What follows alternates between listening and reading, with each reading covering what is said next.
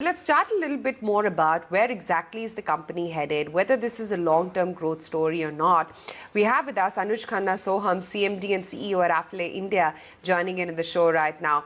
Anuj, hi, good morning. Good to have you on the show. And I bet as a promoter, you must be feeling elated the way your stock has actually moved and defied all market trends. Well, thank you for having me representing Affle India today on your show. Yes, as a promoter, I'm very satisfied, not only with the way the investors have supported the company throughout pre-IPO as well as through the first year after the IPO, but more importantly, how the customers are continuously adopting our platform and our business model and giving that validation and the thumbs up. During the COVID phase, right from March, April, May, the top 10 industry verticals stayed COVID resilient and the customers continue to give us a respectable business performance. But also during the month of June, where we saw a clear bounce back, where all our top customer categories have, come back very, very strongly to give us a run rate of business that puts us in a good stead for the rest of this financial year as well. So yes, I'm definitely very satisfied and have a lot of gratitude for the confidence and trust that the investors are placing in our company. Sure. Okay, let's talk about recent developments and then we will perhaps get a shareholder message from you going on the long-term visibility and whether the next 1 year is going to be as great or not. But the recent government contract, Anuj, that you won in Singapore, it's small, $1 million US, but would you say that this is perhaps a stepping stone for more business to come out from the geography? Well, absolutely. I think the significance is not to be seen in the quantification of the 1 million. What needs to be seen is what kind of credibility that brings, where a Singapore government organization like LTA and several others, we have 6 over projects which are live with Singapore government's various agencies, and the fact that even before IPO, our entire technology platform was accredited by the Singapore's Infocom Media Development Authority. And point to be noted that Singapore always had data privacy laws and called Personal Data Protection Act, and Singapore precedes anything that happened in Europe with GDPR. So having this credible validation consistently for last several years and actually winning the confidence of the Singapore government agencies to use our platform to engage with their citizens or to do digitization of their platforms in the citizen engagement realm is actually a fantastic validation. Not only does it bring future possibilities of much greater recurrent business from Singapore government agencies, but also builds a global case study that any government anywhere around the world which emulates Singapore's gold standards of citizen engagement on digitization as a smart nation would actually augur well for us to win business globally as well. And when data regulation comes and other governments start putting data regulations in emerging markets like India, Indonesia, or Africa, and even LATAM, there Affle's ability to have its platforms accredited at the Singapore level would actually win us a lot more credibility, and I think that's a global sort of case study in the making for business to be won on consistent basis through governments and as regulation becomes very, very important in our industry.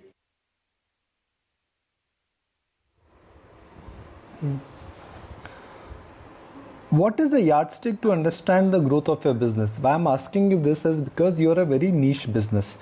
When in markets, when we track IT company, we look at billing rates. We look at BFSI vertical. We look at the IT outsourcing. So what is the yardstick to understand the basic parameters which will tell you which way your business is moving? Great question. So we are a consumer platform business.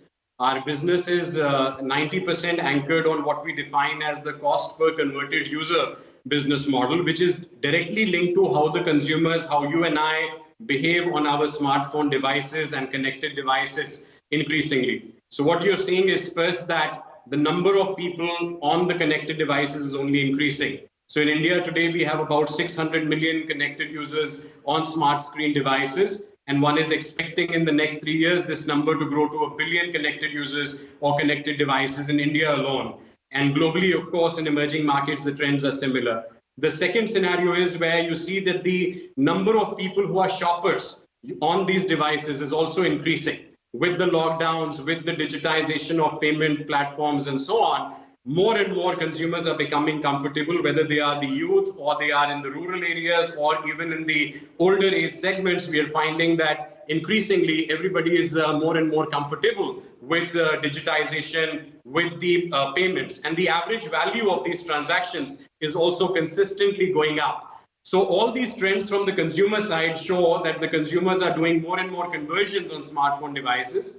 Consequently, the trend that you're seeing is that the marketeers, the businesses are also shifting a lot of their marketing spends to digital and digital transformation. So I like to say this statement that mobile as a platform for marketeers is no longer a discretionary spend.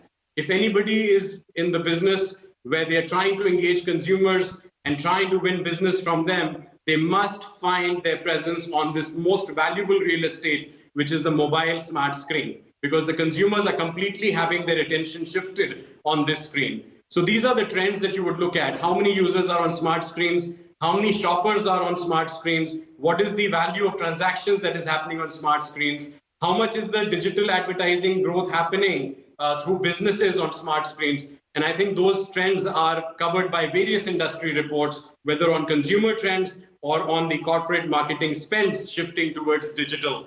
So these are the, analysts are already covering it, and the institutional investors rely upon these analyst reports and research and several other reports to provide such insights to be the growth factors which support Affle's growth trends.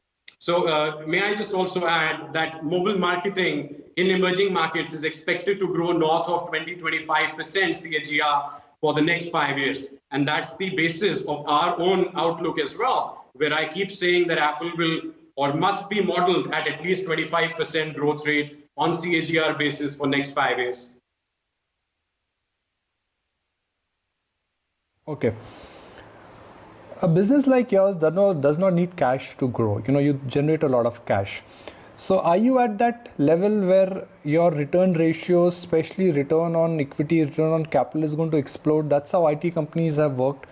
They throw a lot of cash, they keep reinvesting, but while they are investing, they're also ensuring that the return ratios, they keep on going higher. Am I right in assuming that? Long-term thesis is absolutely right. We are an asset-light business.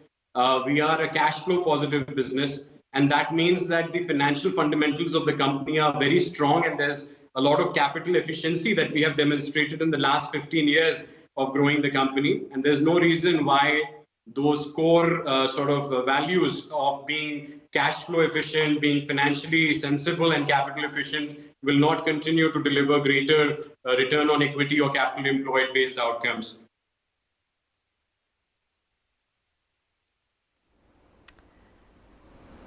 Okay. Among the verticals as well, Anuj, and the top 10 verticals, of course, continue to be incredibly resilient. But within that as well, are there further trends or areas of focus that you're looking at? Absolutely. So what has happened through the COVID situation, if you look at it for Q4 last year, which is January, February, March 2020, 76% of our top line or revenue came from our top 10 industry verticals. In the last quarter, which is April, May, June, over 90% of our business came from those 10 verticals, which shows the shift and the kind of aggression with these verticals are growing, specifically for us. And what we are seeing within these verticals is that, prior to COVID, the category was very much anchored on e-commerce, entertainment, or gaming. Now, during the COVID phase, what we have started seeing is some of the utilities or some of the fundamental services which consumers need, whether it's education tech, health tech, fintech, these services are also becoming really strong categories for us, where the marketeers are clearly shifting towards online and offline integrated experiences and the omni-channel experiences for consumers. And we are seeing very strong demand coming from customers in these categories, not just in India, but also in other global emerging markets. So yes, within these categories, we are seeing a clear shift that mobile is becoming clearly a category which is mainstream across industry verticals, and it's no longer linked to just entertainment or shopping or gaming, but it is going deeper into essential services which is actually quite satisfying because now you're impacting the consumer's lifestyle at multiple levels, be it health, be it financials, be it education. And I think that's very, very satisfying to see overall. Anuj, thank you so much for joining us this morning. We leave it there and good to have you with us.